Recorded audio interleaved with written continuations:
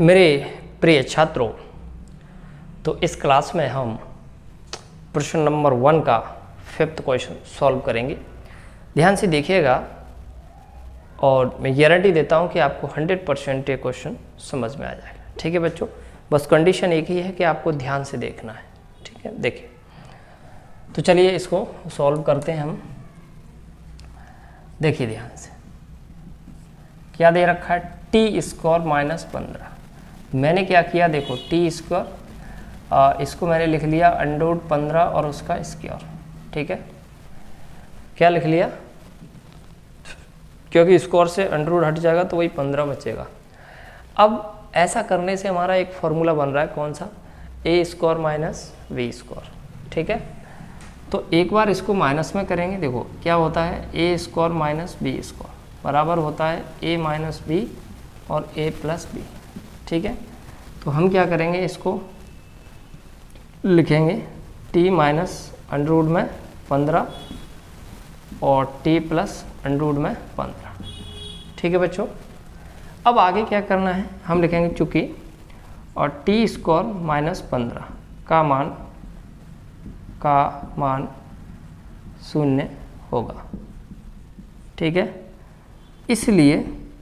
इसलिए T minus under root 15 और T plus under root 15 बराबर क्या आ जाएगा, 0।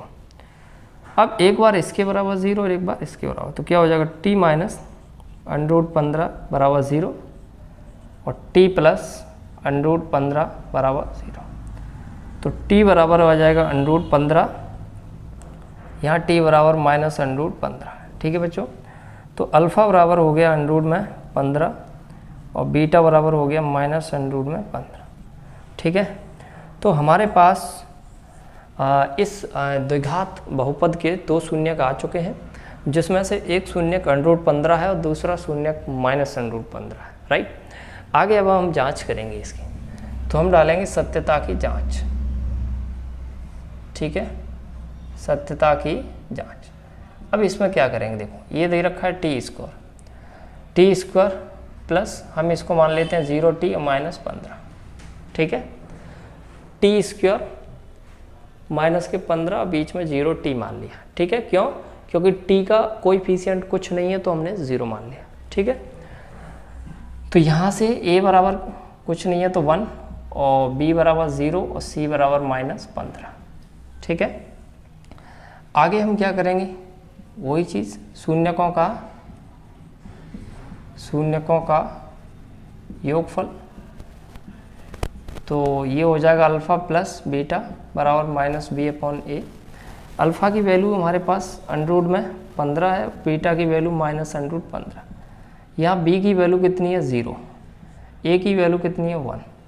ठीक है, तो under root 15 minus under root 15 यानी कि 0 में 1 का डिवाइड देंगे तो ये भी 0 हो जाएगा।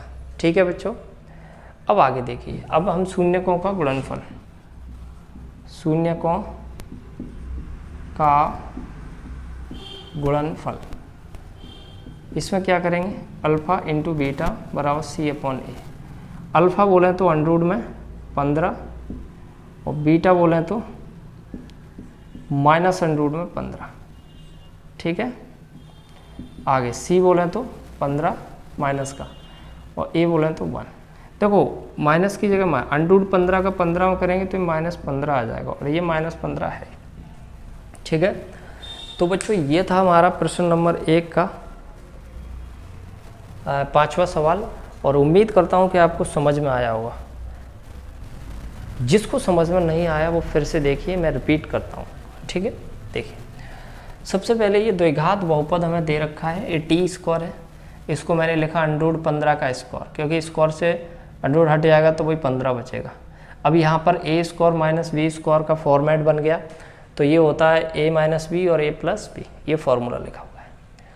फिर मैंने कहा चूँकि टी स्क्वायर माइनस 15 का मान 0 होगा, इसलिए इसके बराबर क्या हो जाएगा, ये 0 हो जाएगा। तो एक बार इसके बराबर मैंने 0 रखा, एक बार इसके बराबर 0 रखा। टी बराबर अंडर रूट 15 और यहाँ से टी बराबर ये प्लस का उधर जाएगा तो माइनस का हो जाएगा। ठीक है बच्चों, तो एक शून्यक हमारा अंडर रूट 15, दूसरा शून्यक माइनस अंडर रूट 15। आगे सत्यता की जांच, तो ये टी स्क्वायर लिखा है और टी का यहाँ पे गुणांक नहीं है तो हमने 0 टी मान लिया और ये माइनस का 15। तो a बराबर 1, b बराबर 0 और c बराबर -15। अब वही चीज़ शून्यकों का योगफल और इधर शून्यकों का गुणनफल। शून्यकों का योगफल अल्फा प्लस बीटा बराबर -b/a होता है। अल्फा की वैल्यू अल्फा √15 है और बीटा माइनस के अल्फा √15 बीटा -√15। माइनस की जगह माइनस, b का मान 0 दे रखा है और a का मान 1 है। √15 माइनस √15 0, 0 में 1 का 0 है। शून्यकों का गुणनफल अल्फा इंटू बीटा बराबर c/a। √15 बीटा का -√15, c की वैल्यू -15 बटे में a की वैल्यू 1। यहाँ पर ये a है, ठीक है। तो √15 का √15 में करेंगे तो 15 आएगा, माइनस की जगह माइनस और ये माइनस का 15, ठीक है। तो बच्चों उम्मीद करता हूँ कि आपको ये समझ में आया होगा, राइट। फिर भी आप वीडियो के नीचे मुझे कमेंट करके ज़रूर बताएं कि आपको ये प्रश्न कितना समझ आया।